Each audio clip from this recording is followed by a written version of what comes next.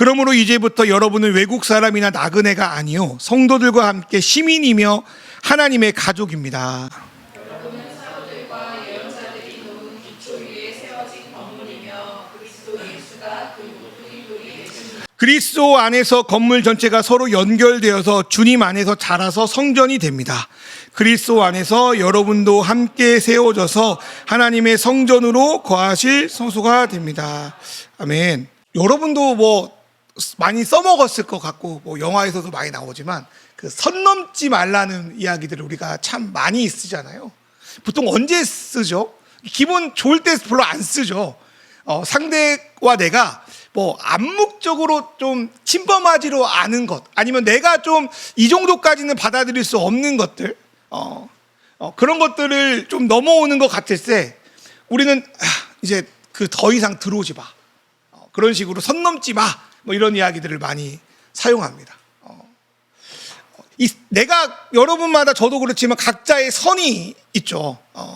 이것 정도는 허용하지만 그 이상은 받아들이기 어려운 것들을 선이라고 하는데, 그 선이 되게 중립적일 때가 있어요. 때로는 그 선이 긍정적으로 나를 보호하는 기능도 있지만, 때로는 그 선이 서로의 그 관계를 그 이상 발전할 수 없게 만드는 어쩌면 벽같이 느껴지기도 합니다. 근데 이러한 선이 당연하게도 우리의 어떤 신앙 안에도 있는 것 같아요. 좀 그런 경험들이 있잖아요. 뭐 다 그런 건 아니지만 좋은 교회를 경험한 분도 계시고, 어쩌면 좀 아쉬운 교회를 경험한 분도 계시고, 우리가 어려서부터 그냥 진리가 아닌데 진리처럼 습득한 그런 생각들이 우리를 더 이상 하나님께 나아가지 못하게 하고 교회를 꿈꾸지 못하게 만드는 것 같아요. 그리고 그런 가운데 좀 아픔과 상처가 있는 분들은 더 이상 그런 일을 겪고 싶지 않기 때문에 선을 쳐서 우리를 지켜가는 거예요. 그래서 그 선이 우리의 신앙을 지키기도 해요. 어렵고 힘들고 상황에서 그 선이 어떻게든 나를 꾸역꾸역이라도 신앙을 지키게 만들고 그 자리에 나가게 만들어요. 근데 때로는 그 선 때문에 하나님이 우리에게 주기로 한 그 복음의 풍성함을 그 이상 누리지 못하게 만들기도 합니다. 우리가 이 교회 안의 거짓말이라는 책을 이제 어쨌든 잘 읽었죠. 네, 꾸역꾸역 하기도 하고 기쁘기도 하고 잘 읽었지만, 그 안에 이제 거짓말이라고 하잖아요. 특별히 우리가 이제 교회 안에 거짓말 몇 가지 이야기하면, 이 땅의 교회는 완전하지 않아. 그리고 그래서 교회의 어떤 아쉬움들, 문제들을 당연하게 여기기도 하고, 야, 사람은 왜 보냐? 하나님 보고 다녀야지 하면서 성도의 미성숙을 너무나도 당연히 여기기도 하고, 그 안에 그 공동체 안에 뭐가 들었냐라기보다는 외적 규모나 어떤 수적인 증가 이런 것들을 보고, 야, 그 교회 좋은 교회야, 부흥한다, 그렇게 단순하게 표현하기도 합니다.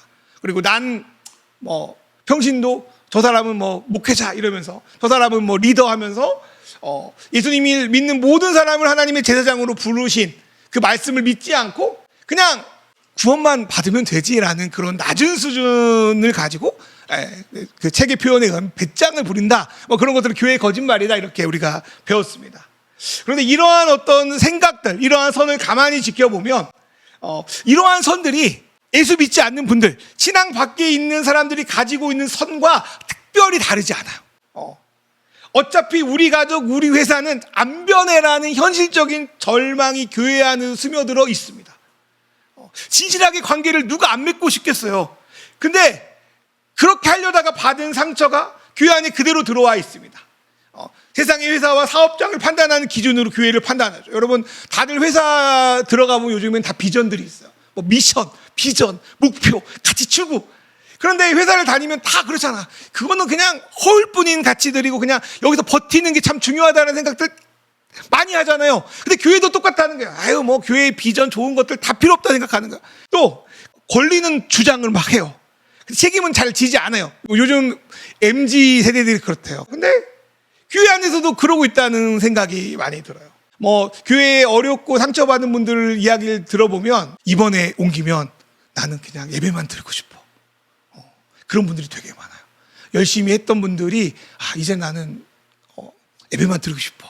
그러니까 이제 개척교회는 잘 못 오는 거지. 마음은 있지만 못 오는 것들도 많이 있어요. 그런 마음들이 어쩌면 이 세대 가운데 당연하게 들어올 수 있는 메시지라는 생각이 들어요. 우리가 그런데 이 메시지들, 이 생각들을, 현실의 어떤 상황들을 성경이 우리에게 약속하고 말씀하신 말씀보다 더 진리로 받아들여 살아가는 것 같아요. 그러니까 여전히 예수를 믿는다고 하면서 그 잘못된 선 안에 그 생각 안에 머물면서 예수님이 약속하신 그 교회의 풍성함과 은혜를 믿지도 않고 제대로 누리지도 못합니다. 그럴 때 우리에게 필요한 건 뭘까? 과감하게 선을 넘는 거죠. 우리를 둘러싼 그 선을 넘어서 하나님께서 예수님을 통하여 새롭게 만드신 그 선, 하나님 나라의 영역, 그 통치 안으로 들어가야 된다고 생각이 들었어요. 근데 이 선을요, 나 혼자 넘기는 참 어렵다 생각이 들어요. 제가 누구한테 계속 이야기하는 이야기 중 하나인데, 우리가 힘들어도 말씀 안에 있고 어려워도 계속 그 하나님 추구하다 보면 점점 하나님이 우리에게 원하시는 것이 무엇인지 깨닫고 나아갈 수 있어요. 하나님이 그렇게 하셔, 우리를. 근데 단점이 하나 있어요. 오래 걸려요. 좌충우돌이 너무 많아요. 근데 그 선을, 그 시간을, 그 좌충우돌을 좀 줄여주는 게 공동체라는 생각이 들어요. 좋은 공동체는 그 좌충우돌을 줄여줄 수 있어요. 믿음의 선배들이 있으니까. 멀리 예수님, 바울 그 멀리 있는 우리가 감히 따라갈 수 없는 이런 분이 아니라 내 한 두세 발 앞에서 내 등을 보여주고 따라가는 선배들이 있으면 따라갈 수 있는 거죠. 그게 바로 교회라는 생각이 들어요. 내 안에 있는 잘못된 선을 넘어가주는 교회는 좋은 교회예요. 그리고 하나님이 세우신 그 새로운 선을 향해, 뜻을 향해 함께 이렇게 끌어주는 교회는 성경적으로 진정 부흥하는 교회입니다. 우리가 그런 좋은 교회가 되었으면 좋겠고, 그렇게 좀 부흥하는 교회가 되었으면 좋겠어요. 그러면 우리가 어떤 선을 넘어야 될까? 첫 번째로 교회는 생각의 선을 넘겨줘야 됩니다. 교회는 기본적으로 하나님의 말씀을 배우는 곳입니다. 우리가 예전에 그 목사님들에게 저도 물어봤는데, 목사님, 하나님의 뜻을 알려면 어떻게 해야 돼요? 어떻게 알 수 있어요? 평안함을 주고 위로를 주고. 그래서 평안함을 주는 게 하나님의 뜻이야. 근데 그게 틀린 건 아니에요. 그게 좋은 뜻이에요. 그런데 하나님의 말씀은 때로는 우리의 생각을 강화하고 합리화시키는 것도 있겠지만 때로는 깨버립니다. 때로는 새로운 방향으로 이끌어갑니다. 그래서 말씀을 들을 때 위로와 안정의 말씀을 듣는 것도 하나님의 은혜일지 모르지만 때론 우리 안에 그 말씀을 듣고 불편하고 고민하게 만드는 것이 하나님의 말씀일 수 있어요. 여러분, 말씀을 듣는다는 건요, 우리의 마음밭에 전혀 새로운 작물, 우리 땅에 없었던 새로운 작물이 우리 마음의 땅으로 침범하는 것과 같아요. 그러니까 우리가 기존에 생각했던 성장 방식과 전혀 다른 새롭고 이질적인 씨앗, 다른 말 메시지가 우리 안에 복음으로 떨어져요. 여러분, 다른 거 섞이면요, 음주 사투리로 보대껴요. 보대낀다는 말을 어떻게 하죠? 요동쳐요. 어쨌든 간에 복음이 떨어지면 아플 수밖에 없어요. 우리 안에 새로운 게 들어오면 적응이 안 될 수 있어요. 그래서 복음이 진정 떨어질 때 어떤 사람은 기존 생각을 완전히 뒤바꾸는 일이기 때문에 그 말씀에 아파하고 힘들어합니다. 그런데 어떤 사람은 복음을 들어도 아무 반응이 없어요. 왜? 그 내용이 무엇인지 제대로 이해하지 못했기 때문에. 그런 상태가 어쩌면 길가에 떨어진 씨와 같은 생각이 들어요. 씨를 뿌리는 자가 씨를 뿌리러 나가서 뿌릴새, 더러는 길가에 떨어짐에 밟히며 공중의 새들이 먹어버린다. 아무리 앞에서 하나님 나라 이야기를 말하고 복음을 이야기해도 차라리 그게 무슨 뜻인지 알고 세상의 향락과 어떤 유혹 때문에 못하겠어요, 그럼 이해라도 한 거 아니야. 근데 그냥 아무리 들어도 내 생각에, 내가 가지고 있는 생각에 완전히 다른 이야기이기 때문에 내 식대로, 내 생각대로 튕겨버려요. 그렇기 때문에 좋은 말씀을 들어도 내 삶이 전혀 변하지 않는 거죠. 보통 우리가 예배는 나 한 사람, 어떤 한 사람을 대상으로 하는 것이 아니라 대부분 전체 대상으로 하는 거기 때문에 교회에서 아주 자주 쓰는 말과 단어도 그냥 익숙하니까 넘어가는 거지, 이게 진짜 무슨 말이지? 어떤 뜻을 가지고 있지? 곰곰이 생각하지도 않고 이해하지 못하기도 합니다. 잘 배우고 이해하지 못하면 믿음으로 받아들일 수도 없어요. 착하고 좋은 마음으로 말씀을 듣고 이거 배운다는 거예요. 제대로 이게 뭔 뜻인가를 우리가 배워요. 배운 다음에 뭐가 필요하죠? 그 다음에 그거를 믿고 안 믿고 그 다음 이야기예요. 그걸 그 다음에 믿어, 지킨다는 거예요. 그리고 인내의 결실한다는 건 뭐냐면 우리가 세상 삶 속에서 나오는 돌짝밭과 가시덤불, 유혹과 시험이 와도 그 말씀을 붙들고 지키는 거예요. 근데 처음부터 말씀을 잘 무슨 말인지 모르면 지킬 필요도 없고요, 인내로 결실할 필요도 없는 거예요. 그러니까 가장 잘 중요한 거는 하나님이 우리에게 주시는 말씀과 복음이 정말로 뭔 이야기인지, 나에게 무슨 의미인지를 내 안에 제대로 배우는 게 참 중요하다라는 거예요. 그거를 예수님이 우리에게 성령을 통하여 알려주지만 그거를 도와주는 것이 바로 교회입니다. 여기서 착하고 좋다는 말은 다른 단어지만 어쩌면 유의어예요. 그래서 세 번역은 거꾸로 바꿔놨어요. 바르고 착한 마음 뭐 이렇게 바꿔놨어요. 근데 이게 두 가지 뜻으로 제가 오늘 보니 해석이 되는데, 첫 번째로는 바람직한 거예요. 바람직. 여러분, 바람직이 무슨 뜻이죠? 어떤 게 바람직하다고 그러죠? 성경의 말씀이, 제가 생각할 때 성경의 말씀이 최대한 정확하게, 하나님이 우리에게 말하고자 하는 메시지가 정확하게 무엇인지를 알아가는 거, 탐구하는 게 바로 바람직한 일이에요. 어떤 사람이 말할 때 그게 바람직하게 듣는 거는 이 사람이 의도하고 생각한 거를 제대로 듣는 게 바람직한 거 아니겠어요? 그러기 위해서 우리가 성경을 배우는 거예요. 단순히 누군가가 하는 말을, 어떤 권위자가 하는 말을 맹목적으로 그게 맞아라고 받아들이는 게 우리의 신앙의 어떤 올바른 게 아니라, 정말로 그게 맞는지를 연구하고 생각하고 때로는 의심하는 게 올바른 성도의 반응이에요. 이 말씀은 이제 올바른 성도, 올바른 교회의 모습이 이거다라고 하는 샘플 같은 건데, 많은 사람들이 너그럽고 간절하게 하나님 말씀을 받고에만 집중하는 것 같아요. 말씀을 듣고 싶고 막 너그러워가지고 좀 수용하고. 근데 뒤에 말씀이 뭐냐면, 이것이 과연 그러한가? 날마다 성경을 상고했대요. 여기서 말하는 성경은 신약 성경보다 구약 성경을 말하는 것 같아요. 상고라는 말은 연구하다, 조사하다라는 의미가 담겨 있어요. 그러니까 좋은 베레아 공동체 같은 그 공동체가 되려면 목사의 말이 정말로 맞는지를 체크해봐야 돼요. 헛소리 안 하는지 체크해봐야 돼요. 무슨 이거 이상하다고 이야기해야 돼요. 내 신앙과 뭔가 부딪히면 물어봐야 되는 거예요. 그래서 날마다 성경을 상고했다는 것, 때로 질문도 하고 토론도 했다는 거죠. 사도와 선생님으로서 주님 메시지가, 바울이 말하는 구약적 해석이 정말 맞나, 정말 구약의 예언된 메시아가 예수가 맞나 제대로 연구했다는 거예요.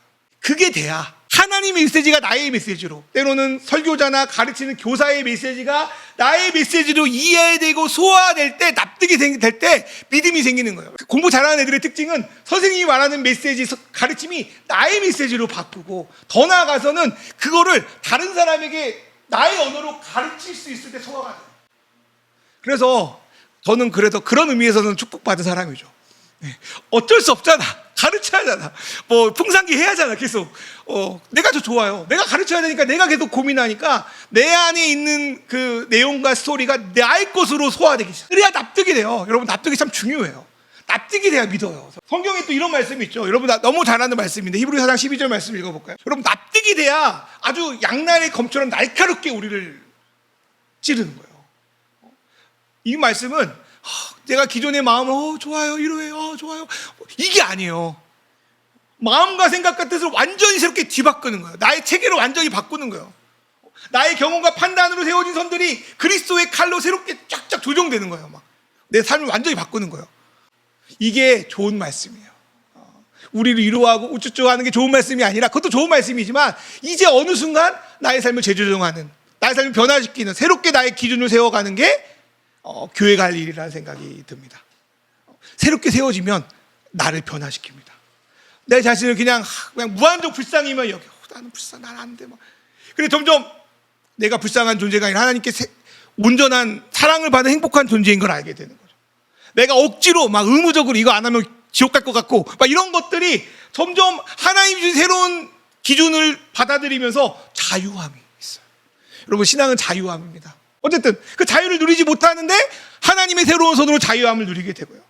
내가 좀 변화되면요, 변화된 그 은혜가요, 내가 의도치 않아도 점점 흘러가요. 다른 곳으로 뻗치기 시작해요. 저는 그것이 오늘날 가장 중요한 부흥이라는 생각이 들어요.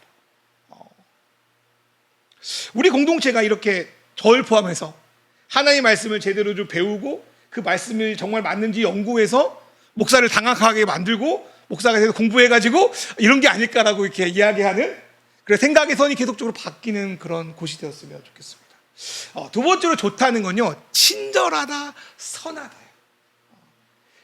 누군가를 가르칠 때 친절한 건 뭘까요? 가르친 사람이 아무리 그 말씀이 무엇인지 이해하고 있어도 상대에게 그거를 제대로 이해하지 못하게 하면 그 아무리 좋은 이야기와 가르침이 아무런 의미가 없게 돼요. 그래서 중요한 건 뭐냐면 서로 다른 생각에 선을 넘는 거예요. 어른이 아이를 가르치기 위해서는 어른의 사고를 버리고 아이의 입장에서 교육하러 들어가요. 근데 뭐 솔직히 아이 보고 먼저 어른 생각으로 넘어오라고 할 수 없잖아요. 어른이 아이의 눈높이를 가야 되죠. 그게 예수님이 우리에게 하신 성육신과도 같습니다. 우리는 우리의 생각과 우리의 상황과 수준에 맞춰서 복음을 받아들여요. 각자 달라요. 수준도 다르고 생각도 달라요. 그렇게 친절하게 수준에 맞춰서 이야기를 해야 복음이 로마서 1장 16절의 말씀처럼 모든 사람을 위한 복음이 될 수 있어요. 여러분, 많은 성도들의 많은 경우는 저도 이제 상담하지만 막 교회 아까 우리 교회 대부분 교회가 그랬죠. 막 느끼고 감정적이고 막 어떤 체험하고 막 그런 쪽에만 이게 복음을 받아들인 거다 하니까 이성적이고 생각이 많고 사고력이 있는 친구들은 나는 안 느껴지는데 나는 뭐 버림받았나? 누가 옆에서 막 안수하면 툭툭 썰어지는 나는 가만히 있는데 그러니까 영적인 열등감에 사로잡힐 때가 많아요. 눈높이를 맞추지 못한. 바울이 이렇게 했잖아요. 바울은 유명한 말씀 복음을 전하는데 헬라인에겐 헬라인처럼 유대인에겐 유대인처럼 감성적인 사람에게 감성적인 사람처럼 이성적인 사람에게 이성적인 사람처럼 그 사람의 사고에 빗대어서 복음을 전하는 거예요. 그게 친절한 거예요. 그게 착한 거라고요. 그게 바로 좋은 교회가 해야 될 일이라는 생각이 듭니다. 그래서 생각의 선을 넘겨주는 거. 우리가 그런 생각의 선 서로 넘겨줬으면 좋겠습니다. 두 번째로 교회는 가족, 공동체의 선을 넘습니다. 우리가 사회가 정의하는 그 가족의 개념들이 있잖아요. 그 개념을 넘어서는 가족이 아니라고 해요. 지금도 그런데 2000년 전 예수님이 오실 때는 얼마나 더 그 가족의 개념이 철저했겠어요? 무섭죠. 그 가족의 개념, 친족의 개념을 넘으면 뭐 그 당시에도 이제 돌 맞아 죽었잖아요. 어른의 말을 안 들으면 죽었어요. 유교사회도 마찬가지고요.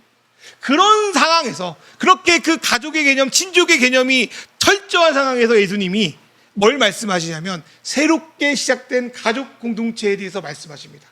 그게 잘 나타난 구절이 마가복음 3장의 말씀이에요.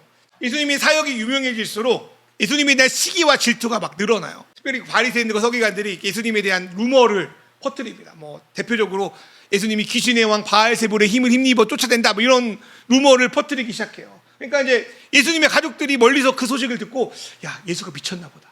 예수가 미치면 그 가족이 그 친족이 다 부끄러워지잖아. 우리 가문의 수치다. 그래가지고 어떻게 했어요? 성경에 보니까 마가복음 3장 20일 보니까 예수의 친족들이 가족을 포함한 친족들이 예수를 잡으러 왔어요. 미쳤다고 하니까 가문의 수치 잡아가지고 처리하겠다. 그러고 이제 예수님을 찾아간 거죠. 그때 그 예수님의 어머니 마리아와 동생들도 함께 이렇게 찾아온 것 같아요. 어쩌면 이분들은 야 저기 큰할아버지가 오신대. 너 조심해. 빨리 도망가. 뭐 이런 걸 전달하려고 빨리 왔을 수도 있고요. 예수님의 오해를 좀 풀고자 친족과 함께 왔을지도 모르겠어요. 왜 왔는지 잘 모르겠어요. 잡으러 왔는지 경고하러 갔는지 잘 모르겠어요. 근데 이제 보통 경우 이렇게 뭘 하다가도 가족이 찾아오면 뭐 하는 일을 잠깐 중지하고 10분만 쉴게요 이렇게 하든지 아니면은 말을 전화로 온 사람에게 좀만 기다리라고 해. 뭐 이렇게 보통 하지 않겠어요? 근데 예수님은요 전혀 예상하지 못한 말씀을 하십니다. 예수께서 그들에게 대답하셨다. 누가 내 어머니요? 내 형제야. 기분 되게 나쁘겠죠. 저희 권사님이 와가지고 설교하는데 막 어머니 오셨어 그러면 야 누가 내 엄마야? 누가 내 형제야? 모독당하는 거 아니야? 아들이 어머니한테 누가 내 엄마인데 막 그 다음에는 더 충격적이에요. 마가복음 3장 35절 읽어보니까 누군지 하나님의 뜻대로 행하는 자가 내 형제요 자매요 어머니다. 지금 찾아온 극단적으로 표현하면 지금 찾아온 내 엄마 내 동생들이 내 형제가 아니고 내 가족이 아니라 여기 이 주변에 하나님의 뜻대로 행하는 자가 내 가족이야 라고 말하는 거예요. 그러면 궁금한 게 하나 있는 거예요. 하나님의 뜻대로 행하는 자가 누구인가? 뜻을 행하는 게 무엇인가? 우리는 보통의 경우 뭔가 하나님 앞에서 대단한 일을 해내는 사람, 성과나 공로가 있는 사람이 하나님의 뜻을 행한다라는 생각들을 자연스럽게 하게 되거든요. 그런데요, 성경에서 하나님의 뜻을 행하는 데 있어서 가장 중요한 건요, 하나님을 아버지로 정말 믿는 사람이에요. 예수님을 정말 나의 주인으로 받아들이는 사람이에요. 그래서 요한복음 1장 12절에 뭐라고 말합니까? 영접하는 자, 곧 그 이름을 믿는 자는 하나님의 자녀가 되는 권세를 주셨다. 하나님의 복음을 진짜로 받아들이는 게 하나님의 뜻이에요. 그리고 두 번째로 요한복음 1장 13절의 말씀을 읽어보니까 예수 그리스도를 통해 하나님을 정말로 아버지로 믿음으로 받아들인 사람은 더 이상 혈통이나 육정이나 사람의 뜻이 아니라, 여기 사람의 뜻은 뭐 중매하는 거죠. 야, 결혼해! 뭐 결혼해가지고 이제 사람의 뜻은 그 가족이 되는 거잖아요. 그 뜻이 아니라 하나님으로부터 새롭게 태어난 가족, 하나님을 아버지로 믿는 그 믿음에 의해서 새로운 가족이 생긴다는 거예요. 그 말씀이 그 마가복음 3장 35절과 연결되더라고요. 이는 혈통으로나 육정으로나 사람의 뜻으로 나지 아니하고 오직 하나님께로부터 난 자. 어떻게? 믿음으로 난 자들. 그래서 믿음이 바로 하나님의 뜻이라고 저는 해석할 수 있습니다. 그렇다면 그 가족을 진짜 가족으로 인정하고 서로 사랑하며 살아가는 것이 아버지의 뜻을 이루는 거예요. 근데 저를 포함해서 많은 사람들이요, 우리가 정말 하나님 안에 가족이 되었다는 사실을 잘 못 믿어요. 대표적으로 제가 몇 번 말하지만 그 교회 안에서 쓰는 아주 좋은 호칭이지만 아주 어색한 호칭. 누구누구 형제, 누구누구 자매. 여러분, 형제 자매가 얼마나 좋은 언어예요. 근데 우리 세대가 잘 안 쓰죠. 차라리 오빠 뭐 이게 낫죠. 형 뭐 이게 낫죠. 얼마나 놀라운 단어예요, 형제 자매가. 근데 이 단어는 교회 안에 있는 사람들조차 되게 어색하죠. 호칭을 그렇게 쓰지만 실제로 잘 안 믿어요. 정말로 옆에 있는 사람이 내 가족인지 형제인지. 특별히 큰 교회는 더 그렇죠. 그러니까 대충 교회 온 사람들의 호칭 정도로 사용됩니다. 뭐 직분을 안 받는 사람은 다 형제 자매니까. 너무 안타깝지 않습니까? 그런데 에베소서 2장 19절을 세 번역으로 보니까, 그러므로 이제부터 여러분은 외국이나 나그네가 아니고 성도들과 함께 시민이며 하나님의 가족이다. 성경은 예수를 믿는 우리를 가족으로 부르셨다라고 합니다. 그리고 그 가족됨을 이 땅에서 누리며 사는 게 진짜 하나님이 우리에게 주신 축복이라고 말해요. 그럼 여기서 교회는 어떤 역할을 해야 됩니까? 우리가 주 안에서 정말로 가족임을 체험하고 믿게 하는 게 교회예요. 가정교회든 구역예배든 셀이든 다 필요 없고, 중요한 거는 내가 이 사람들 안에 가족이라는 거를 받아들일 수 있게 하면 그게 맞다. 근데 가정 안에 모이는 게 그거를 가장 받아들이기 좋은 장소인 것 같다. 솔직히 가족 아니면 집에 잘 초대 안 하잖아요. 그죠? 이제 손님 초대하면 막 청소해야 하잖아요. 가족 초대하면 뭐, 그죠? 우리 교회가 어느 순간 그렇게까지 갔으면 좋겠다는 생각이 있는데, 뭐 입을 막 널어놓고 막, 여기 머리카락 있고 막, 야! 뭐 이러고, 누가 오면, 야, 네가 청소해라! 막 이러고, 도와달라 그러고. 아직은 거기까지는 안 간 것 같은데, 어쨌든 간에, 가족이면 받아들이는 게 교회다라는 생각이 들어요. 성경은 가족이 있는 게 축복이라고 하는데, 어떤 분들은 다 그런 거 아닌데, 가족이 때로는 수고하고 무거운 짐처럼 느껴져. 때로는. 믿음아, 근데 내 가족도 힘들어 죽겠는데, 혈연 가족도 믿음 안에서 또 다른 가족을 만들려고요? 너무 힘든 제안이라는 생각이 들어요. 여기서 교회가 이렇게 이야기해 줘야 되는 거죠. 말로든 행동으로든 가족이 좋은 거야. 믿음의 가족이 참 좋은 거야. 함께 만나서 말씀을 듣고 함께 먹고 나누면서 우리가 주 안에서 정말 새로운 가족이 되었다는 것을 실제로 체험하는 것이 그게 바로 교회의 역할이라는 생각이 듭니다. 그럴 때 뭐가 일어나냐? 요한복음 4장 12절 말씀 읽어볼까요? 어느 때나 하나님을 본 사람이 없으되 만일 우리가 서로 사랑하면 하나님이 우리 안에 거하시고 그의 사랑이 우리 안에 온전히 이루어지니라. 요즘 세상에 하나님이 어디 있냐 할 때 우리 교회 봐, 우리 공동체 봐. 하나님이 안 계시겠냐? 하나님이 안 계시면 저렇게 하겠냐? 여러분 그렇게 아직 못 말하죠. 근데 그렇게 말할 수 있는 공동체가 되는 것이 바로 교회입니다. 믿음의 가족들이 이렇게 한 상에 둘러 앉아서 예수님이 여기 계시다고 믿고 더불어 먹고 마실 걸 나눌 때 우리 안에 예수를 알아봐요. 여러분 신약의 대부분 많은 경우에 그 이야기를 많이 하거든요. 대표적으로 누가복음 24장에 엠마오로 가는 두 제자 이야기를 하지만 막 주님이 말씀을 풀어줄 때 막 뜨거워져요. 막 은혜 받아요. 그래서 같이 밥 먹으러 갑시다 하고 밥을 먹는데 예수께서 딱 성찬을 딱 할 때 그때 예수를 알아봐요. 놀랍지 않아요? 성찬이 단순히 뭐 예배의 의식이다 그렇지만 그때는 그게 의식이 아니라 같이 밥 먹는 거였거든요. 예수가 같이 밥을 먹을 때 예수가 드러나는 거예요. 그게 교회의 하나됨이라는 생각이 듭니다. 예수께서 죽으신 이유 중에 하나는 우리를 하나님의 가족으로 받아들이기 위해서, 다른 말로 하나 되게 만들기 위해서 우리를 위해서 죽으셨습니다. 우리에게 성령을 주셔서 그 하나 되는 공동체를 누리게 만드셨어요. 그리고 그 공동체를 통해서 예수의 영상이 드러나게 만들었어요. 그 사실을 믿음으로 받아들일 때, 그걸 믿고 믿음으로 그렇게 우리가 실습을 교회에서 해 나갈 때 우리는 세상이 정해놓은 그 가족의 선을 넘어서 주님이 그어놓은 새로운 가족의 선으로 들어가서 더불어 함께 먹고 누리는 가족이 될 수 있습니다. 우리 맛있는 교회가 그런 가족됨을 누리는 선을 넘어가는 그런 공동체 됐으면 좋겠습니다. 마지막 세 번째로 교회는 그 섬김의 선을 넘어요. 교회의 3요소가 캐리그마라고 하는 가르침, 선포, 설교, 그리고 에클레시아라고 하는 교회 공동체, 나머지는 디아코니아라고 하는 어떤 사역, 봉사, 섬김입니다. 섬김이 헬라어로 디아코니아라고 하는데 사람들은 우리가 섬김이라는 단어를 들을 때 많은 경우는 내가 원하는 것을 얻기 위해서 뭔가를 하고 도와주는 걸로 생각할 때가 쉬워요. 그래서 교회에서 봉사하는 것, 사역자가 하나님 일을 한다는 것도 뭔가를 얻기 위해서 그렇다라는 생각들이 있어요. 그래서 교회 열심히 봉사했더니 막 그 집 아들이 S대 갔다더라 뭐 이런 거, 교회에 뭔가를 많이 했더니 뭔가 축복을 받았다더라, 그런 말들에 취해서 자신도 막 억지로 막 봉사하다가 지치고 나가 떨어지는 분들도 많아요. 그리고 그렇게 했더니 뭔가 그래 내가 생각하는 축복을 받았다고 하면 막 교만해져가지고 다른 사람들 이렇게 막 정죄하는 그런 경우도 있어요. 그리고 이럴 때 내가 그런 것을 못 받으면 지치죠. 내가 최소한 저 사람보다 열심히 했는데 나는 이게 뭐예요? 막 이러면서 하나님 원망할 때도 있어요. 근데 그 하나님 나라 백성의 섬김은요, 뭔가를 얻기 위해서가 아니에요. 아시죠? 뭔가를 얻기 위해서가 아니에요. 우리는 믿기 쉽지 않은 말씀이기도 한데 하나님께 모든 걸 받았어요. 안 믿어지죠? 모든 걸 받았어요. 차는 못 받았고 집은 못 받았을 텐데 모든 걸 받았다고 해요. 그리고 하나님이 우리의 모든 걸 책임져 주신대요. 성경이 이야기해요. 그래서 솔직히 우리는 우리 자신을 위해서 뭔가를 구할 게 없대요. 이거 놀라운 이야기인데요. 우리 마태복음 6장 31절 말씀 읽어볼까요? 이 말씀 안 믿죠?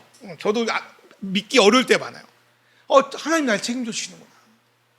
여전히 은밀한 중에 나의 필요를 아시고 채우시는구나.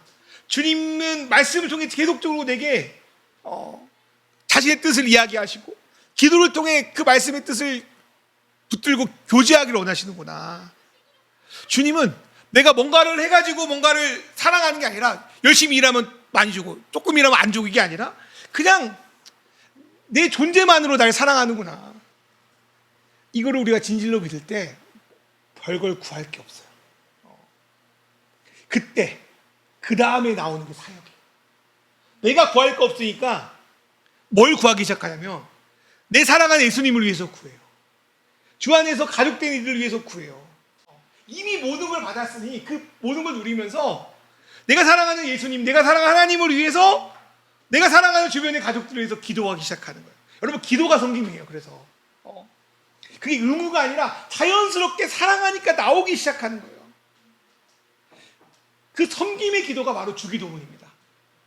주기도문 내용을 이 자리에 다 설명할 수 없지만 크게 두 가지로 나누잖아요. 첫 번째로는 아버지의 이름과 나라의 뜻이 이 땅이 이루어지기를, 내 사랑하는 아버지의 뜻이 계속 이 땅에 이루어지기를, 나는 이미 이루어졌어 근데 이 땅에 이루어지기를. 그리고 후반부는 내가 아니라 우리예요. 공동체. 그래서 이 요약을 해보면 첫 번째로 나의 일상의 삶을 하나님이 책임져 주셔서 감사합니다. 그런데 여전히 이 땅에 아버지의 나라가 이루어지지 못한 영역들이 있습니다. 그곳에 하나님의 나라, 하나님 뜻이 이루어지기를 원합니다. 여러분, 기도가 섬김이에요. 두 번째로 내 사랑하는 형제, 내 사랑하는 자매에게 정말 필요한 것이 있어요. 공급해 주세요. 그리고 부족하고 깨어진 관계 주 안에서 용서로 회복해 주세요. 우리 가족들이 깨어진 세상 속에서 겪는 수많은 시험과 악에서 구해 주세요. 이게 하나님 나라 주기도문 기도 아닙니까? 여러분, 기도로 섬길 수 있습니다. 두 번째로 이렇게 기도하다 보면 각자 주신 그 달란트를 가지고 내가 속한 곳에서 어떻게 섬겨야 될지가 분별되기 시작해요.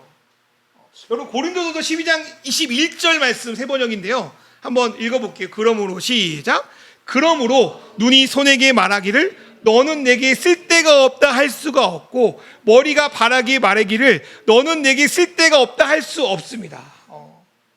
바울 사도가 공동체를 고린도서 12장에서 몸으로 비유하는데 우리 몸의 각 지체는 역할이 있어요. 몸은 어떤 것은 중요하고 어떤 것은 별로 중요하지 않다고 할 수 없습니다. 우리는 그렇게 남이 있는 거를 부러워할 필요가 없어요.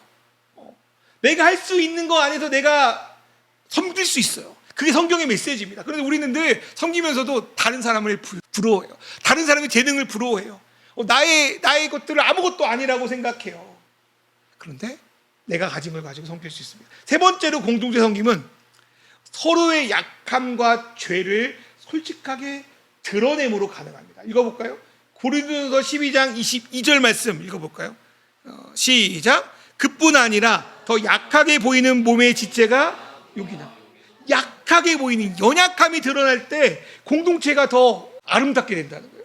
그 다음에 고린도서 12장 23절 말씀 읽어볼까요? 시작. 그리고 우리가 덜 명예스러운 것으로 여기는 지체들에게 더욱 풍성한 명예를 덧입히고 볼품없는 지체들을 더욱더 아름답게 꾸며줍니다.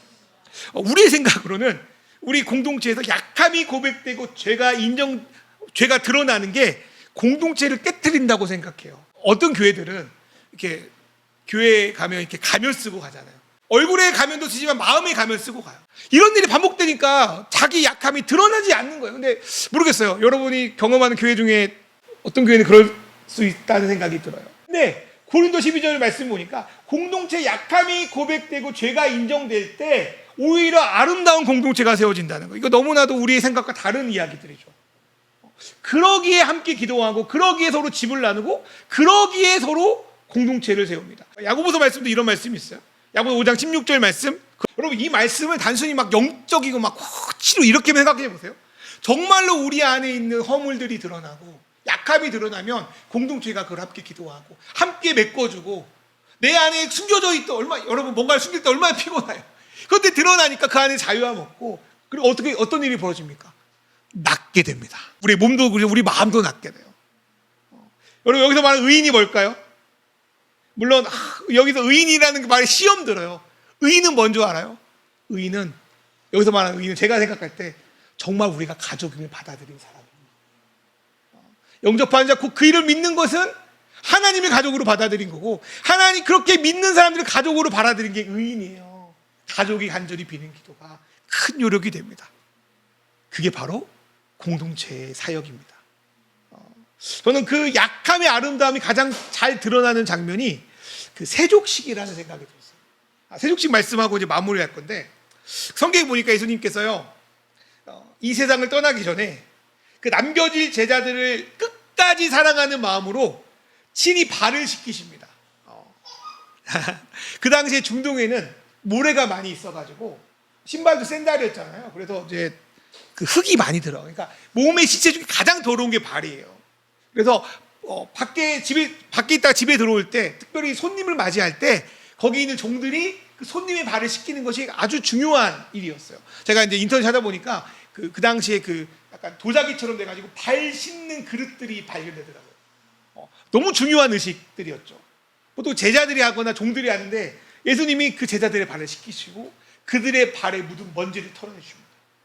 그러고 나서 예수님이 뭐라고 말씀하시냐면 요한복음 14장 14절의 말씀인데 내가 주와 또는 선생 되어서 너희 발을 씻었으니 너희도 일방적인 게 아니에요. 서로 발을 씻어주는 게 옳다라는 거예요. 이 말씀을 준비하면서 그 섬김이라는 단어의 뜻을 살펴봤는데 아까 디아코니아인데 그거를 번역해 보니까 원문을 번역해 보니까 어떤 뜻이냐면 먼지를 털어버리다라는 뜻이 있어요. 이런 거야. 내가 순간 이게 두 개가 겹쳐가지고 나만 좋아했네. 어쨌든 여러분 세상에 살면서 누구나 발에 먼지가 쌓여요. 뭐 마음에 먼지가 쌓이고 겉에 먼지가 쌓여요. 그것이 드러나냐 드러나지 않냐 차이가 있지만 우리는 먼지를 발에 묻히며 살아요. 그런데 교회가 오면서 내가 그 먼지를 감추려고 하는 교회가 아니에요. 먼지가 드러나야 씻어질 거 아닙니까? 그래서 그 먼지를 털어줘서 주님의 그 만찬에, 주님의 식탁에 함께 참여하게 돕는 것이 바로 우리가 할 수 있는 섬김입니다. 물론 우리는 상대의 온몸을 목욕할 수 있는 능력이 없어요. 그 친구를 변화시킬 능력이 없어요. 그렇게 해서도 안 돼요.